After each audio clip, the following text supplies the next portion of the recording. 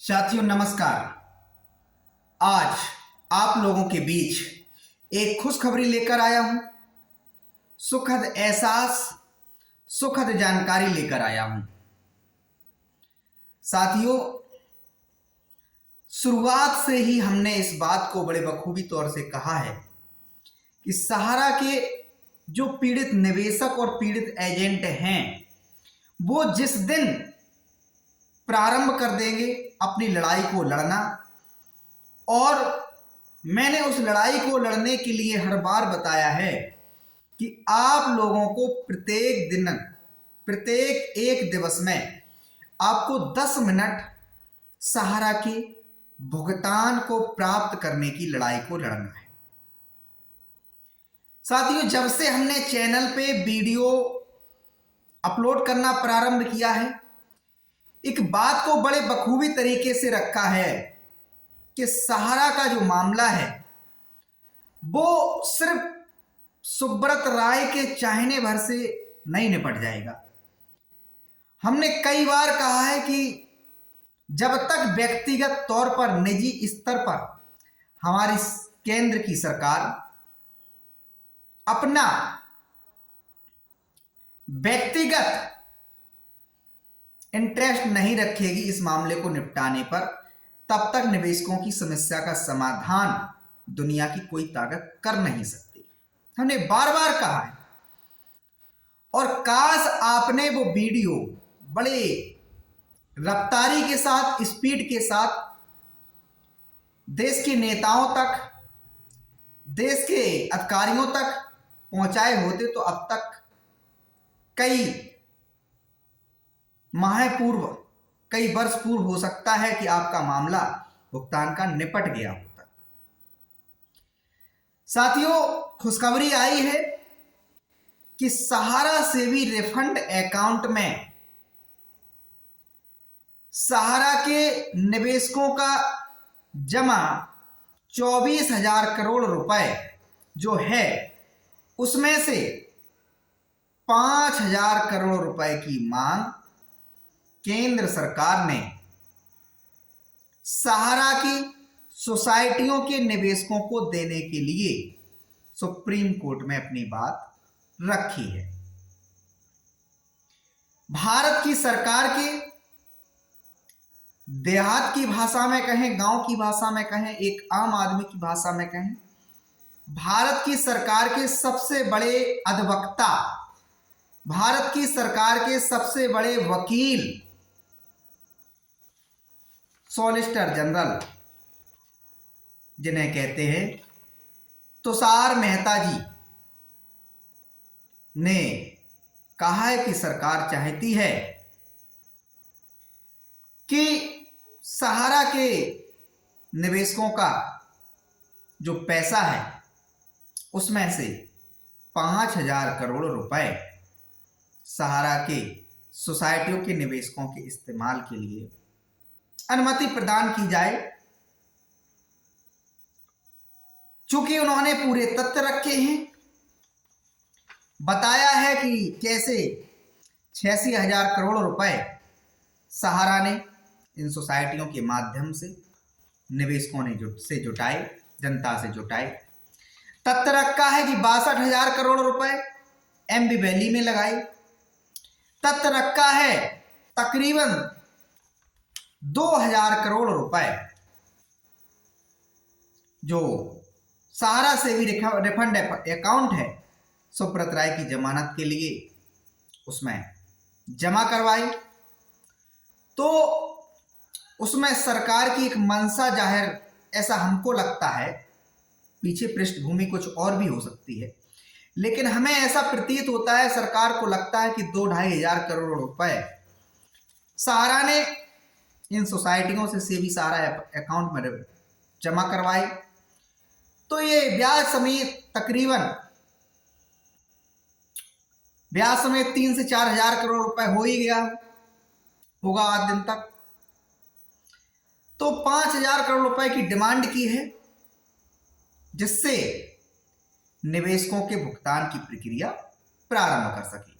हालांकि ये आने वाले दिनों में देखने को मिलेगा कि इस पैसे को अनुमति मिलती है सहारा से भी रिफंड अकाउंट से या नहीं मिलती है, लेकिन शुरुआत हो चुकी है आपकी लड़ाई में। अब अंतिम मोड़ पर लड़ाई आपकी पहुंच चुकी है।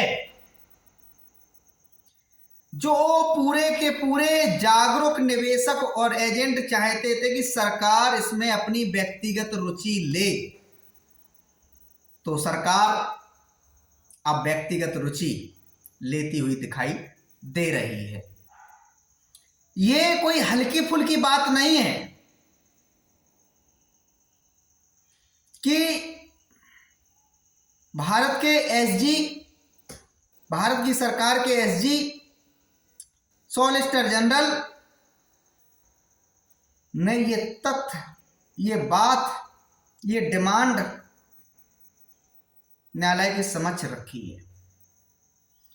तो यकीन मानिए यदि इस प्रस्ताव को स्वीकार कर लिया गया, और हमें लगता है सरकार ने सकारात्मक कदम उठाया है, क्योंकि सोमवार को खबर आई थी कि निर्मला सीतारमण जी ने एमसीए के अधिकारियों के साथ बैठक किया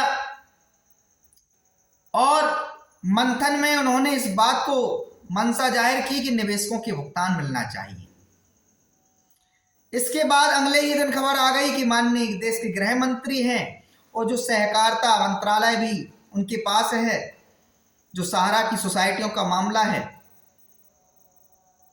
तो अगले ही दिन खबर आ गई कि श्री अमित शाह जी ने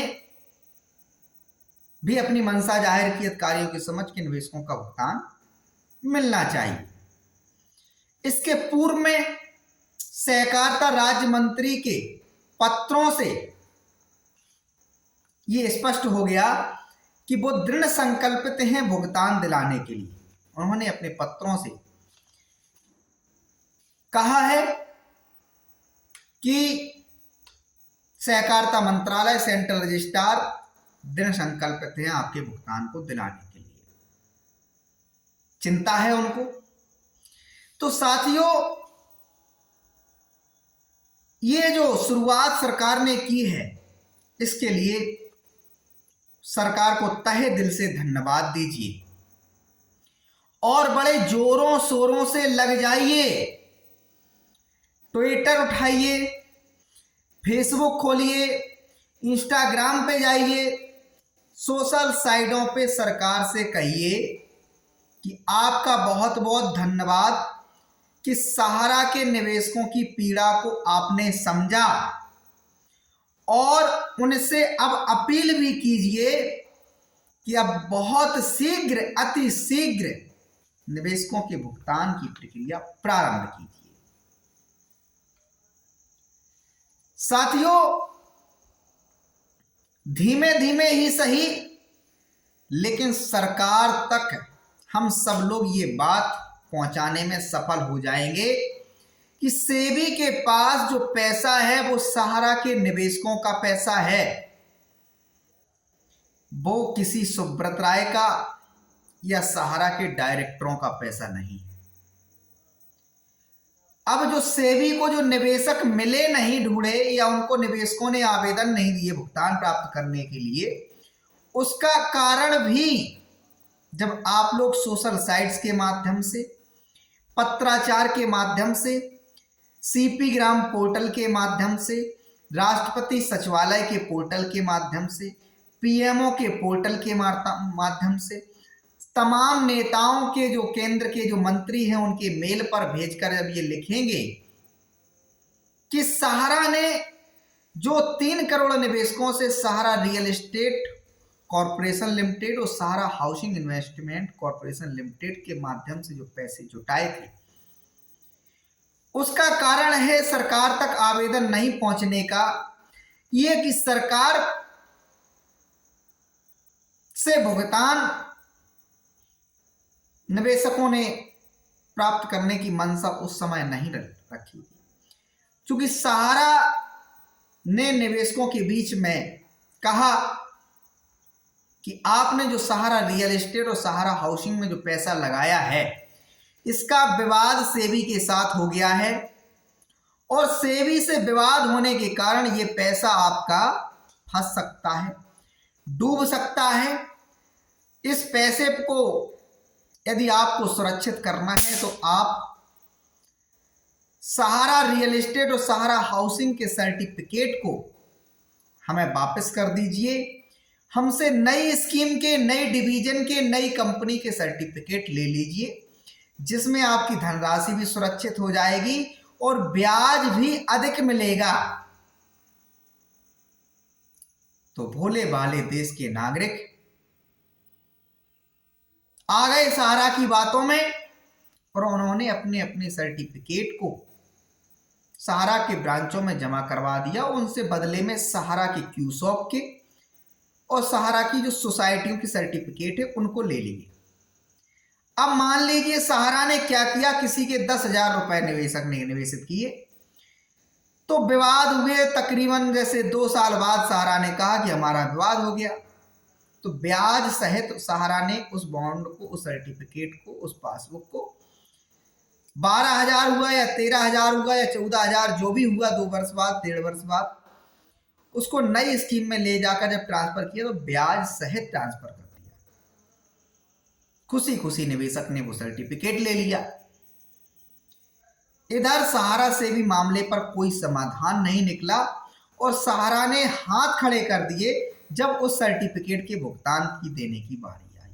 तो सहारा ने कहा भैया आपका पैसा तो सहारा रियल एस्टेट और सहारा हाउसिंग को हमने सेबी को जमा करवा दिया है, सेबी से हमारा विवाद हो गया है, और जो नए निवेशक जो सोसाइटी के माध्यम से आए हैं, सहारा क्रेडिट कोऑपरेटिव सोसाइटी, सहारा यूनिवर्सल मल्टीपर्पज, स्टार मल्टीपर्पज, हमारा इंडिया, इनका पैसा हमने एमबी वैली पे लगा दिया है। तो एमबी वैली की हम नीलामी कर नहीं सकते हैं, क्योंकि एमबी वैली पे माननीय सुप्रीम कोर्ट ने एम्बार्गो लगा दिया है, प्रतिबंध लगा दिया है। यदि हम उसको बेचते हैं तो उस पैसे को हम उपयोग नहीं कर पाएंगे, वो सहारा से भी रिफंड अकाउंट में वो पैसा चला जाएगा। तो जो सहारा क्यूसॉप से सोसाइटियों में निवेशक गए और इसके बाद फिर पुनः सहारा के द्वारा शॉर्ट टर्म की स्कीमें लेके आए, 18 महीने की, 12 महीने की, 2 वर्ष की, 24 महीने की, उसमें ब्याज के भी ज्यादा सपने दिखाए। तो लोगों को यहां लगने लगा कि सहारा बार बार कन्वर्जन की बात करता है, एक कंपनी से दूसरी कंपनी में जाने की बात करता है। 10 से 12 बरस विवाद हो गया सेबी के साथ, उसका कोई सॉल्यूशन नहीं मिला और सहारा अपनी संपत्तियां बेचने का नाम नहीं ले रहा है। सहारा लगातार अखबारों में विज्ञापन छापता है, सहारा लगातार अनर्गल तरीके से पैसा खर्च करता है। तो लोगों का भरोसा उठना प्रारंभ हो गया कि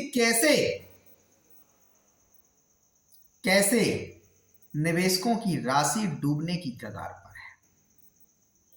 और कंपनी के एम्प्लॉय एजेंटों ने कंपनी के अधिकारियों के खिलाफ आवाज उठाना प्रारंभ कर दी और सवाल पूछना प्रारंभ कर दिए।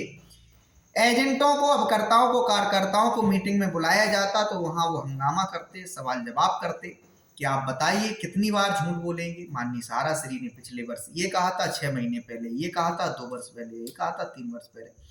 एक भी वादा अभी तक कंपनी ने पूरा नहीं किया। हर बार झूठे वादे किए जाते हैं, विज्ञापन जारी किए जाते हैं, पत्र जारी किए जाते हैं, वीडियो जारी किए जाते हैं। तो साथियों, जब हमने 2019 में चैनल पे काम करना प्रारंभ किया, आप लोगों को जगाने का प्रयास किया, क्योंकि अकेला था, लगता था कि निवेशकों का भुगतान मिलना चाहिए, लोगों की पीड़ा सरकार तक जानी चाहिए। तो जब हमने शुरुआत की तो आप लोगों ने इस चैनल पे प्यार दिया, तमाम सारे वीडियो को शेयर किया, जिन वीडियो को देखकर बहुत सारे लोगों ने भारत सरकार तक पत्र भेजे, शिकायत भेजी, रजिस्ट्रियां भेजी, प्रधानमंत्री कार्यालय को पत्र भेजे, सहकारिता मंत्रालय को भेजे, सेंट्रल रजिस्ट्रार को भेजे, सेबी को भेजे, राष्ट्रपति सचिवालय को भेजे। तो धीमे धीमे सांसदों, विधायकों ने आपके इस मुद्दे को उठाना प्रारंभ किया। बहुत सारी बार राज्यसभा और लोकसभा में आपका मुद्दा उठा, विधानसभाओं में विधायकों ने आपके मामले को उठाना प्रारंभ किया, छोटे छोटे आंदोलन होना प्रारंभ हुए। अब तो बहुत बड़े स्तर से देखने को मिल रहा है, लोग सक्रिय हो गए हैं। तमाम सारे संगठन सहारा के निवेशकों की बात कर रहे हैं, तमाम विपक्षी पार्टियों, हालांकि सत्ता के भी लोग, तमाम भाजपा के विधायक देखे गए हैं, सांसद देखे गए हैं जो सहारा के निवेशकों की बात उठाते आए। लेकिन सॉल्यूशन चूंकि सांसदों को गहराई से नहीं पता कि सहारा इंडिया चीज क्या है, सहारा क्या है, विधायकों को नहीं पता, निवेशकों को बहुत सारों को भी नहीं पता, बहुत सारे एजेंटों को भी नहीं पता। तो हमने बड़े गहन अध्ययन से जाना कि मामला क्या था, क्या चीजें थी। वो अपने वीडियो के माध्यम से लगातार हमने रखा कि ये मामला है कि इसके बावजूद भी जब सेबी से विवाद हो गया, सेंट्रल रजिस्ट्रार ने सहारा को नई सोसाइटियों की लाइसेंस दे दिए, पंजीकरण दे दिए। लाइसेंस देना, पंजीकरण देना ये कहीं से उचित नहीं था उस दरमियान जब सहारा पे दाग लग चुका था, विवादित हो गई थी सहारा। इसके बाद 2012 के बाद सहारा ने बड़ी रफ्तारी के साथ मीटिंग्स की, निवेशकों के साथ, एजेंटों के साथ, प्रचार किया सेबी के खिलाफ, नए नए ब्रांच खोले, नए नए ऑफिस खोले, दूर दराज गांवों में नए नए कार्यकर्ता बनाए, नए नए एजेंट बनाए और बहुत बड़ी संख्या में 2012 के बाद पैसा जुटाया। पैसा जुटाने के बाद जब निवेशकों को लगा कि इस पैसे का उपयोग कहीं ना कहीं सहारा ने गलत किया, दुरुपयोग किया, और जो सहारा सेबी रिफंड अकाउंट में जो पैसा है उस पे भी मैं कहना चाहूंगा वो पैसा कहीं से सहारा लेकर नहीं आई, उस पैसा सहारा के ही सोसाइटियों के निवेशकों का, जैसे जो कहा जाता है 15,000 करोड़ से अधिक पैसा सहारा ने सहारा सेबी रिफंड अकाउंट में नगद जमा कराया और 86,000 करोड़ रुपए सहारा ने पूरी सोसाइटियों से लिया। तो इसमें इस कैलकुलेशन पे पहुंचना चाहिए कि 24,000 करोड़ रुपए जो सहारा रियल एस्टेट और सहारा हाउसिंग से जुटाया था वो 2010 से पहले जुटाया गया, तो 2023 में वो 24,000 करोड़ रुपए कम से कम 3 गुना हो गया, 2.5 से 3 गुना तो हो ही गया, जिस हिसाब से सहारा ने ब्याज दिया सोसाइटियों के माध्यम से निवेशकों, 5 साल 4 महीने में डबल करने का वादा किया स्टार 2 के माध्यम से, अच्छे ब्याज दर की बातें की, 1.5 गुना 3 साल की स्कीम, ऐसे इस प्रकार की स्कीमें सोसाइटियों ने जारी की। तो जो 24,000 करोड़ रुपया पहले क्यूसॉप में गया और क्यूसॉप से फिर सोसाइटियों में आया, उस पैसे को अब मान के चलिए कम से कम 50,000 करोड़ रुपया हो गया। हालांकि बहुत सारे निवेशकों को लोन के रूप में, पुनर्भुगतान के रूप में सहारा ने वापस भी किया, इधर नए नए निवेशकों से भी लिया, मतलब एक कंपनी से दूसरी कंपनी, दूसरी कंपनी से तीसरी कंपनी, एक इन्वेस्टर से दूसरे इन्वेस्टर के नाम ट्रांसफर, इस प्रकार की सहारा ने बहुत सारी योजनाएं जारी रखी कि मान लीजिए आपके नाम खाता है, राम के नाम खाता है और श्याम खरीदना चाहता है, श्याम एफडी दे, श्याम ने पैसा सहारा में जमा किया, तो उस पैसे को जो श्याम ने दिया वो राम को दे दिया, और श्याम का पैसा जो राम का पैसा था उसके नाम ट्रांसफर कर दिया। इस प्रकार की योजनाएं जारी रखी। तो जो 24,000 करोड़ रुपए का जो आंकड़ा है वो 50,000 करोड़ रुपया जो है वो सोसाइटियों में ही है। इसके बाद बाकी का जैसे 36,000 करोड़ रुपया बचा तकरीबन, एक आइडिया है, कोई हम विशेषज्ञ नहीं है, लेकिन इस कैलकुलेशन से सरकार सारांश तक पहुंची। सरकार को यह बड़ी बारीकी से एहसास हुआ कि सहारा ने क्या खेल किया। अंदर की बात सरकार तक, प्रधानमंत्री कार्यालय तक, राष्ट्रपति सचिवालय तक पहुंचाने का निवेशकों ने जो प्रयास किया, उसी की देन है कि आज सरकार ने कहा कि सहारा सेबी रिफंड अकाउंट से 5,000 करोड़ रुपया मिलने की परमिशन मिलनी चाहिए, उसी की देन है। तो जो 36,000 करोड़ रुपया और जो बताया जाता है उसमें से जैसे 15,000 करोड़ रुपए पहुंच चुका है सरकार के पास सहारा सेबी रिफंड अकाउंट में। अब उसमें भी 24,000 करोड़ रुपया ये पैसा हो चुका है, 24,000 करोड़ रुपया ये पैसा हो चुका है। तो इस सारे खेल को सरकार तक आप लोग पहुंचाना बंद मत कीजिए। हमारी आप लोगों से इस वीडियो के माध्यम से, इस चैनल के माध्यम से गुजारिश है कि जितनी सक्रियता से आप जुट जाएंगे उतनी सक्रियता से सरकार आपका भुगतान दिलाने के लिए आगे आएगी। क्योंकि आपको बताएं, आपका पैसा डूबा नहीं है। इतना सुन लीजिए कान खोलकर कि आपका पैसा आज भी सुरक्षित है।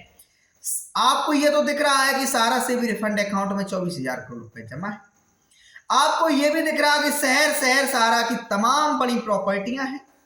आज भी सहारा के मीडिया चैनल्स चल रहे हैं, अखबार चल रहे हैं, तमाम बड़ी स्कीम्स चल रही हैं, बड़ी प्रॉपर्टियां हैं, होटल्स हैं, हॉस्पिटल हैं, सहारा की गाड़ियां सारी इवॉल्व चल रही है, बिंड्स चल रहा है, तमाम योजनाएं चल रही हैं।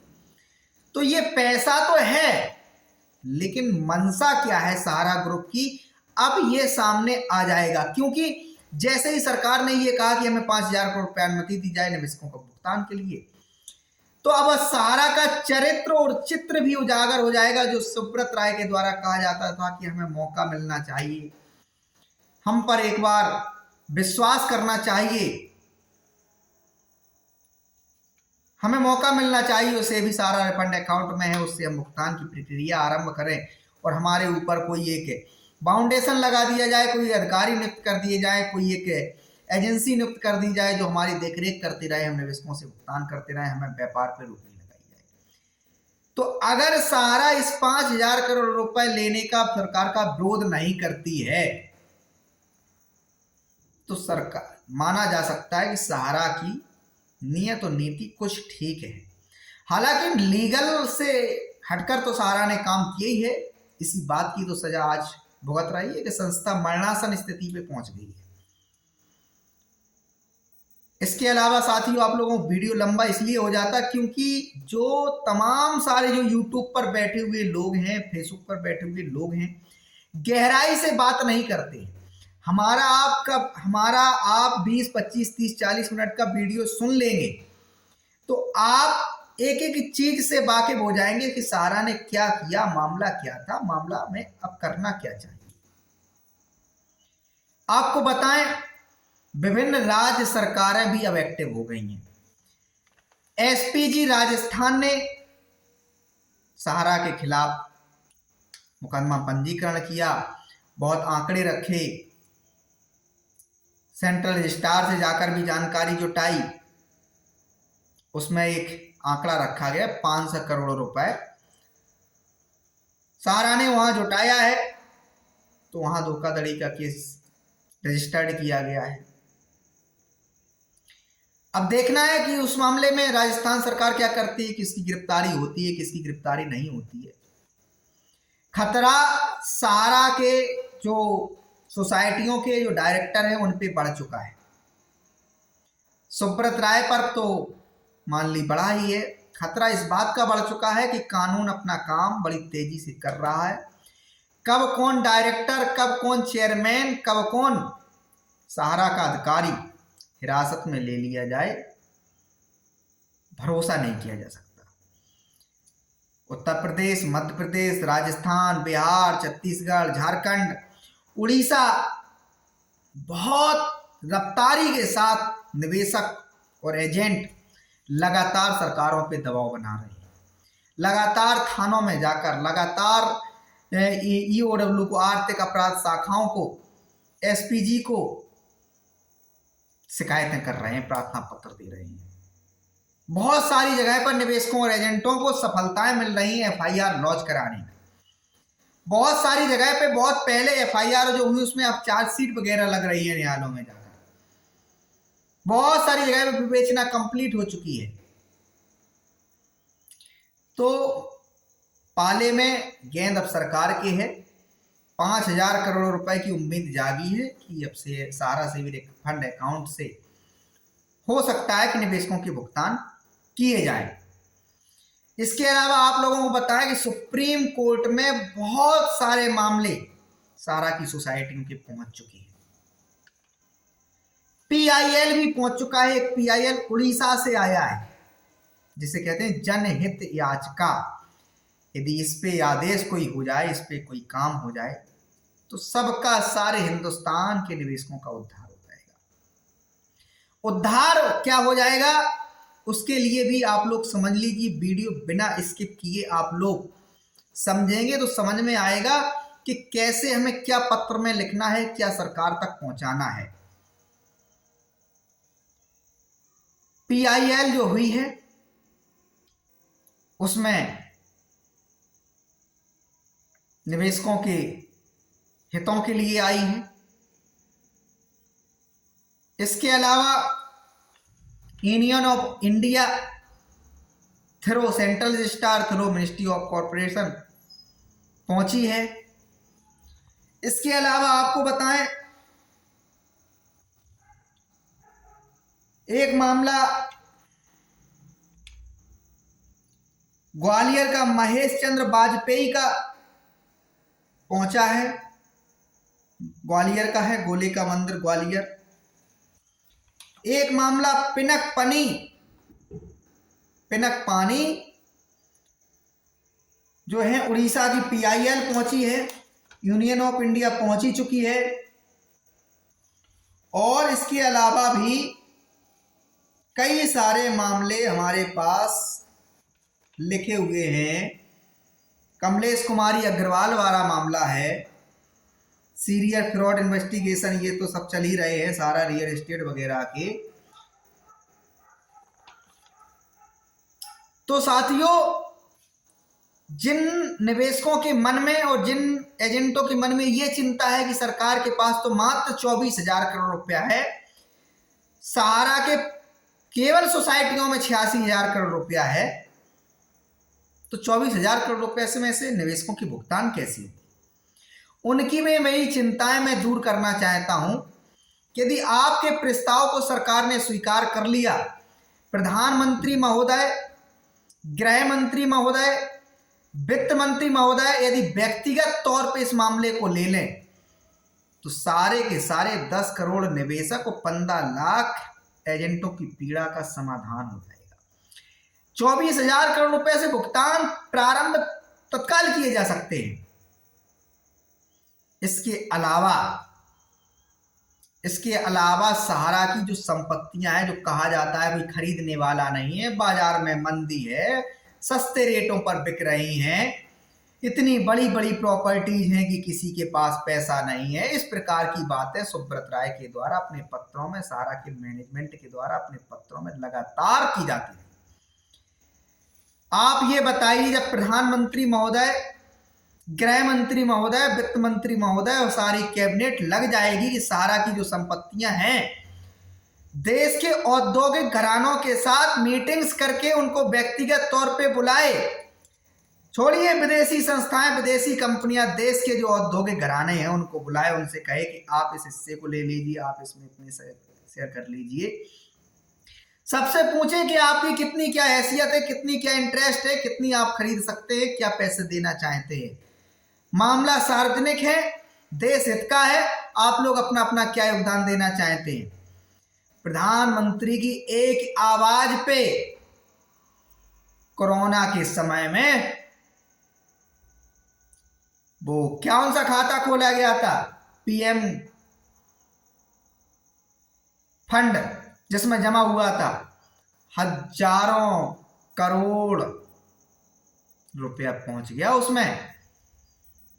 प्रधानमंत्री के एक आवाज पे देश के आम लोगों से लेके बड़े उद्योगपति से लेके स्टार्स तक ने उस खाते में पैसा जमा कराया।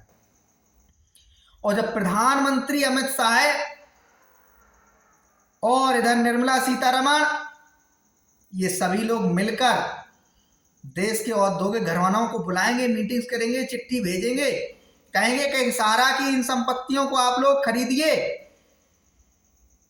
हम निवेशकों का भुगतान करना चाहते हैं। जो संपत्ति नहीं भी बिकेगी उसमें सरकार स्वयं हिस्सेदारी खरीद सकती है। एक झटके में सारी संपत्तियां सेल हो जाएंगी, एक झटके में समाधान निकल आएगा। फिर आगे सरकार को लगता है कि जो संपत्तियां बच रही हैं, चारा ग्रुप को वापस की जानी है कि नहीं की जानी है, इन्होंने जो अपराध किया है, कानून का पालन नहीं किया, माननीय न्यायालयों के आदेश का उल्लंघन किया है, इन पे क्या सजा बनती है, क्या पेनाल्टी बनती है, क्या जुर्माने बनते हैं, वो उससे निपटाए जाते रहे। इनकम टैक्स का कितना बकाया है या अन्य सरकारी विभागों का कितना बकाया है, ये सारा का सारा विषय बाद का विषय है। पहले देश के निवेशकों के हितों की रक्षा की जानी चाहिए, देश के जनमानस के हितों की रक्षा की जानी चाहिए। लोग आत्महत्या कर लिए हैं।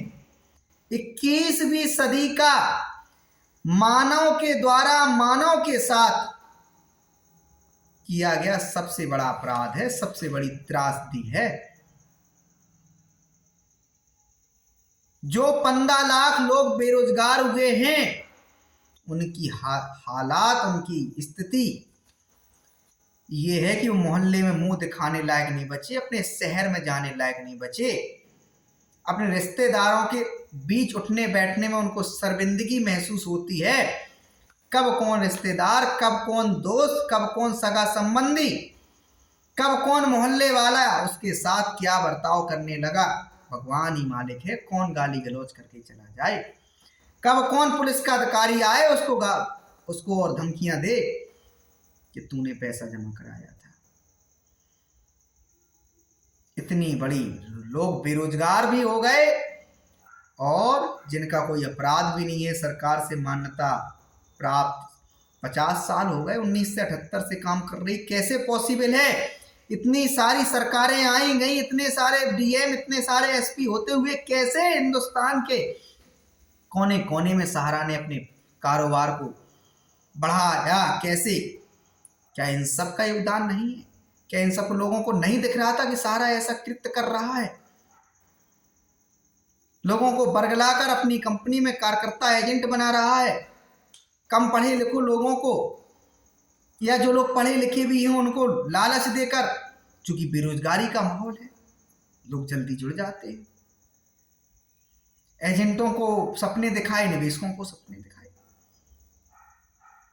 तो 21वीं सदी की ये हिंदुस्तान की सबसे बड़ी त्रासदी है, सबसे बड़ी समस्या है, जिस पे सरकार जगी है। और सरकार ऐसे नहीं जगी है, इसके लिए बहुत बड़ा त्याग आप लोगों के द्वारा किया गया, बहुत बड़ा संघर्ष आप लोगों के द्वारा किया गया। लगातार प्रधानमंत्री कार्यालय, राष्ट्रपति सचिवालय, वित्त मंत्रालय, सेबी, सेंट्रल रजिस्ट्रार, प्रधान, तमाम सारे सांसदों को, विधायकों को धरने दिए गए, प्रदर्शन किए गए, ज्ञापन दिए गए, बार बार बातें पहुंचाई गई,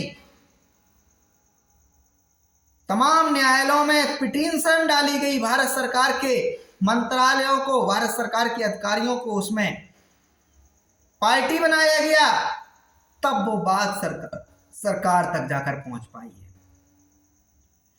साथियों, मैं कह रहा हूं, लोहा गर्म है, पूरी एनर्जी, पूरी ऊर्जा लगा दीजिए और सरकार को विवश कर दीजिए कि इस मामले का समाधान किया जाए। विवश कर दीजिए। और विवश करने के लिए आपको बहुत कुछ करने की जरूरत नहीं है, आपको यूनिटी की जरूरत है, आपकी एकता की जरूरत है। आप अपने अपने घरों पे पोस्टर लगा लीजिए, एक बैनर लगा लीजिए, लिखिए भुगतान तभी होगा, मतदान तभी होगा। लिखिए उसमें मतदान तभी होगा जब हमारा भुगतान होगा। लिखिए उसमें भुगतान नहीं तो वर्तमान सरकार को मतदान नहीं। आपके मोहल्ले से निकलने वाला जनमानस व्यक्ति, नेता, अधिकारी जब देखेगा, गांव गांव, शहर शहर ये पोस्टर लगे हैं, हिंदुस्तान के चस्पा चस्पा, कोने कोने पर ये पोस्टर लगे हैं, तो सरकार के हाथ पैर कब जाएंगे। विपक्ष के नेता हों या सत्ता के नेता हों, उन्होंने क्या सहारा से लिया, क्या नहीं लिया, वो बात की बात है। वो आपकी बात सदन के अंदर जरूर करेंगे, जरूर आपकी बात उठाएंगे। आप सोशल मीडिया को हथियार बनाइए। जिस मोबाइल से आप यूट्यूब के हमारे इस वीडियो को देख रहे हैं, उसी को आप हथियार बनाइए। सीपी ग्राम पोर्टल को खोलिए, उसमें शिकायत भेज दीजिए। राष्ट्रपति पोर्टल को खोलिए, उसमें शिकायत भेज दीजिए। प्रधानमंत्री पोर्टल को खोलिए, उसमें शिकायत भेज दीजिए। प्रधानमंत्री कार्यालय के पता को गूगल से निकाल के रजिस्ट्री कर दीजिए, सहकारिता मंत्रालय के पते को रजिस्ट्री कर दीजिए। भारत के मुख्य न्यायाधीश को भी PIL के रूप में उनको सो मोटो सुप्रीम कोर्ट को अधिकार है कि कोई भी एक सार्वजनिक समस्या पर खुद ही संज्ञान ले सकते हैं, खुद भी दिशा निर्देश जारी कर सकते हैं। जब आप पत्र भी उनके पास भेजेंगे तब भी हो सकता है कि आपकी समस्या पर समाधान के लिए माननीय मुख्य न्यायाधीश सर्वोच्च न्यायालय स्वसंज्ञान ले ले। इसलिए साथियों वीडियो जरूर मैं लंबा बनाता हूं, लेकिन समस्या की तरफ इशारा करते हुए मैं बताने का प्रयास करता हूं कि समाधान क्या हो सकता है, समाधान के लिए आपको किस प्रकार से प्रयास करना है। ये तमाम सारे लोग आंदोलनों की बात तो करते हैं, लेकिन वीडियो में ये नहीं बताएंगे, ज्ञापन में ये नहीं बताएंगे, DM को ज्ञापन देने जाएंगे ये नहीं कहेंगे कि मामला क्या है, समाधान क्या हो, ये नहीं बताएंगे। तो इसलिए साथियों इस वीडियो को शेयर किया करें, लाइक किया करें, कमेंट किया करें, और यदि आप कहीं चाहे उपभोक्ता फोरम में मुकदमा किए हों, चाहे स्थायी लोक अदालत में किए हों, चाहे सिविल मामले में सिविल न्यायालय में किए हों, या क्रिमिनल मामले में आपका कोई थाने में FIR किया हो आपने, उसके बारे में भी कमेंट करके बताया करें, जिससे अन्य लोगों तक भी जानकारी पहुंच जाए। तो धन्यवाद साथियों। इसमें आप लोगों को बता दूं, यदि आपके पास कागज पेन है तो नोट कर लें। डायरी नंबर 5966/2023 ये मामला आपका चल रहा है। सुप्रीम कोर्ट में डायरी नंबर 2489/2022, डायरी नंबर 29/485/2021, 1192/2022, 39/650/2012, ये तमाम वो मामले हैं जो माननीय न्यायालय के समक्ष, सुप्रीम कोर्ट के समक्ष लंबित हैं, चल रहे हैं, और उम्मीद जाग चुकी है कि अब निवेशकों के समाधान पे सरकार ने सकारात्मक बात सुप्रीम कोर्ट के समक्ष जाकर रखी है। तो यही आशा है, यही विश्वास है, ईश्वर से भी प्रार्थना है कि इस परेशानी की घड़ी में सारे निवेशक और सारे एजेंटों का ईश्वर साथ दे, हमारे नेताओं को सद्बुद्धि आए, हमारे सांसदों को सद्बुद्धि आए, हमारे मंत्रालयों में बैठे हुए अधिकारियों को सद्बुद्धि आए, जिससे भुगतान की समस्या का समाधान हो जाए और पुनः सहारा के निवेशक और सहारा के एजेंटों की जिंदगी में खुशहाली लौट आए।